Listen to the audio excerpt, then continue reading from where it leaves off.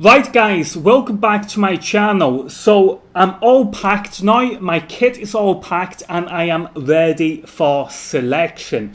So I thought, because I'm now ready for selection, I thought how about let's just make a quick video talking to you guys about drill nights prior to attending selection. So as you can see, once again, all my kit is packed. I've got 2 days worth of sports kit, I've got my running trainers, I have my nightwear, I have 2 days worth of fresh clothing, I have a wash kit, I have 2 towels, I have my medication and stuff like that. So again, I'm ready to attend selection. So now let's put this down here.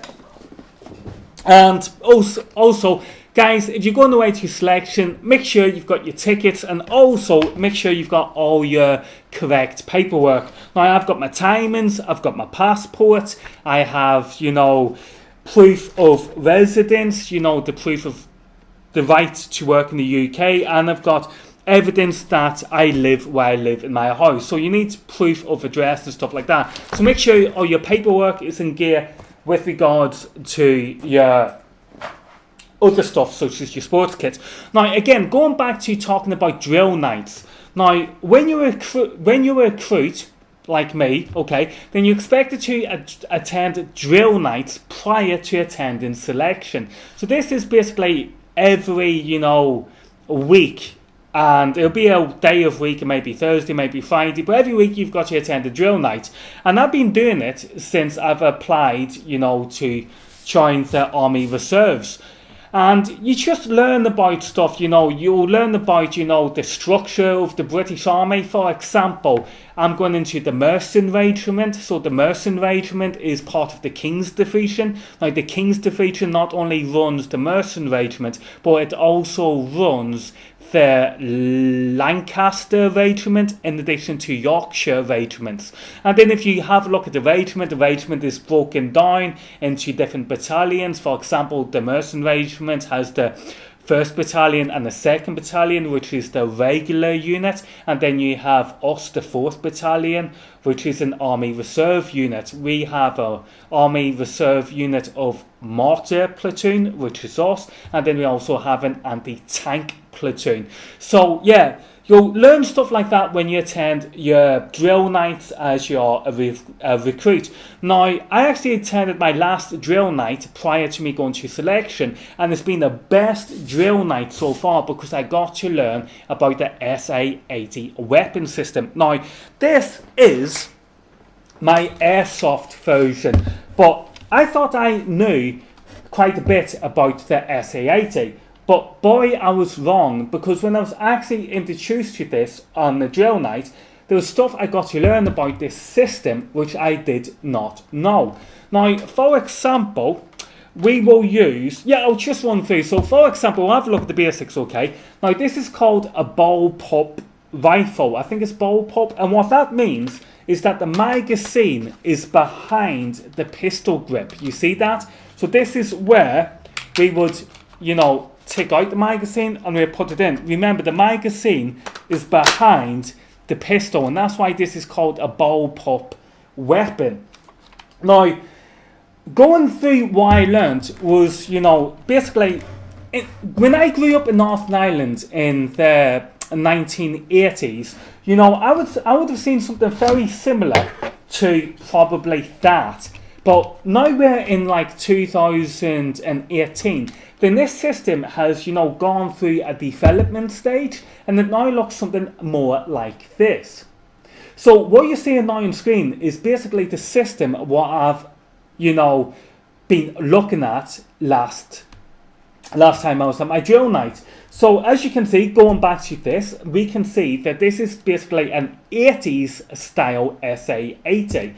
We're now on the SA-80A2 and A3. So let's just quickly run through this and some of its features. Now, the SUSAT, what we see here, this is actually called a SUSAT. Now, this SUSAT is no longer really in use because it's been replaced with, I think it's the lightweight day sight. And the lightweight day sight is actually,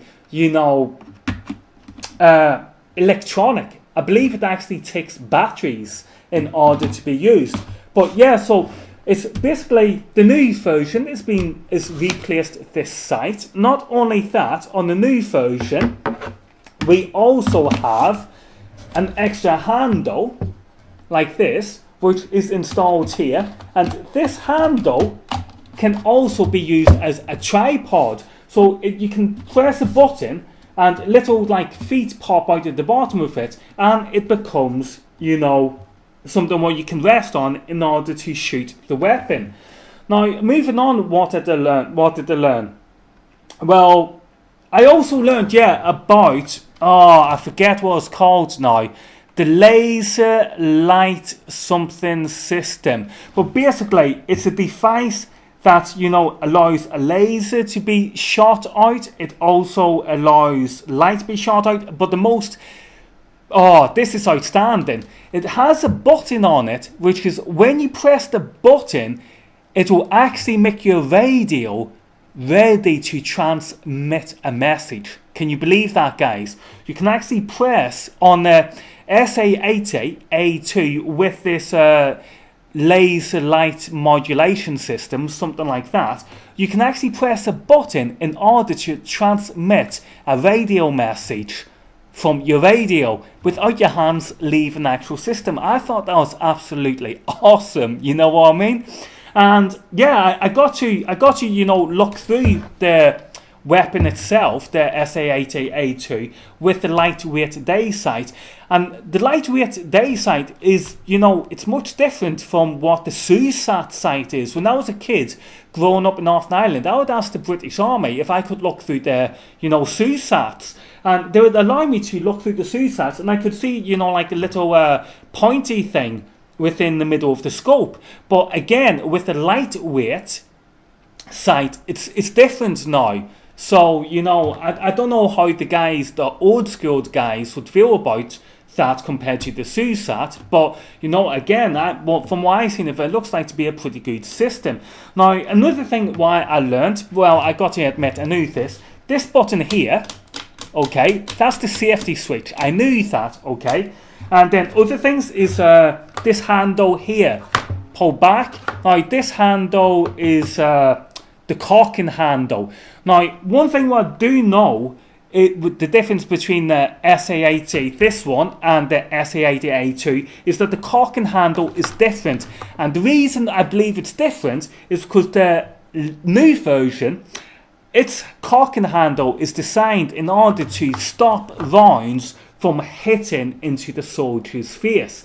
But that was a problem that was experienced with this type of cocking handle. So apparently, you know, that's what happened. Then over here we have the dust cover. This doesn't come down because this is an airsoft, but on the real version this dust cover was open. And then basically this is a locker lever, so if you wanted to manually override the system, you could pull it back, drop down this button, and that will hold that lever still. And then moving on from that, another thing what I learned about it was over here. Now, on the back of it, you don't have single shot and automatic on the SA80.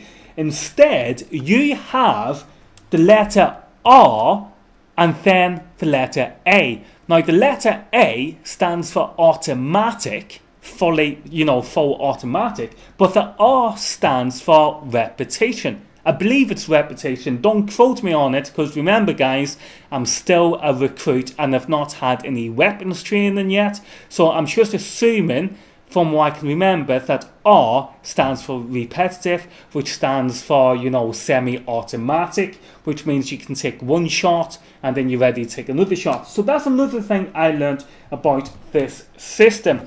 Other things I got to try with this system, again, I mentioned, I got to try the handle down here, you know, and look through. Another thing I learned was called relief eye, is it? Relief eye, something like that. Relief of eye. And basically that means that you have to be, your eye has to be a certain distance away from the scope in order to see clearly. If you're too close, obviously you fire, you know, a button, so you fire the trigger, the recoil is going to crack you an eye, and you don't want that. But not only would that happen, but you can't see clearly when your eye's dead close. So you need to have a relief eye, which basically allows you to see the full dimension through the scope. And that's something I never really knew until I was taught that. So I think it's called relief eye, which allows you to see through the scope. Moving on, another thing I got to test out was the strapping system. Now, I did have this, down at the side, dangling to the side of me, and then you could pick it up, and look through and blah, blah, blah. And it felt comfortable. Another thing I noticed about this system is that it's actually heavier than what I thought. I think, I'm not too sure, I'm going to take a guess, it may be about 2.5 kilograms, but, there is pretty full weight to this weapon system. I'm talking about the SA-80A2, the real system. Now, another thing I got to look at was the bayonet. Now, I don't have a real bayonet, so I'm going to use my Fox Recon knife as an example of what the bayonet looks like. But I got to basically have a look at the bayonet.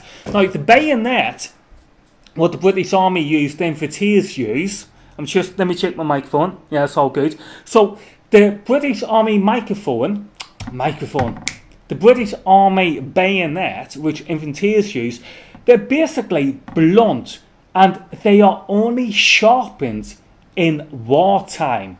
Can you believe that, guys? The British Army will only sharpen bayonets when it comes to wartime. But anyway, going back to what I learned about the bayonet can be attached to the muzzle of the rifle. Now, the thing is, if the bayonet is attached incorrectly, then the bayonet can keep moving around. However, once it locks into place, then it won't move. So you need to ensure that when you pull on the bayonet, that it actually locks into place. And once it's locked into place, it's not going to move. Another thing I noticed is that when you pointed it with the bayonet on, the system becomes a lot heavier, because obviously you've got this weight, so it might be a little bit more trickier to fire, to be more accurate when firing with the bayonet. But yeah, that was another system I got introduced to. Now, another thing I learned about the bayonet is that the bayonet actually has like little cuts or little grooves in its structure in order to allow the bleeding, in order to allow blood to come out. Because if it didn't have that, then, because when it penetrates an enemy, then the enemy could cause a suction, which makes it hard to get the bayonet out, which is why it has these grooves that allows blood to flow out, so it can be removed easier. Now, the way I like to think that is basically the enemy dies a faster death and a more humane death, rather than, let's not go into detail, okay? But again, this is going back to about what I've been learning. Now, another thing I've learned about is the strapping system. Again, we had a strapping system attached to this, and allows it to dangle down the side, allows it to be placed behind your back, and this is simply for storage. So wherever you go, your weapon goes with you. Makes sense? And basically, with the strap, you can pick it up from dangling down. You can pick it up and start shooting. If your struggle is too tight, there's actually a little clip here where you can press, and it makes this strap come out further, so it gives you more flexibility with regards to the weapon itself. Now, guys, that's basically what I've been learning straight from the drill night. I've also got to experience the night vision monoculars, night vision scopes. I was going to be showing some thermal imaging scopes, but unfortunately the batteries died. But nonetheless, guys, by far the last drill night was the best drill night I've had so far, because it's really given me insight into how the British Army works with regards to being an infantry.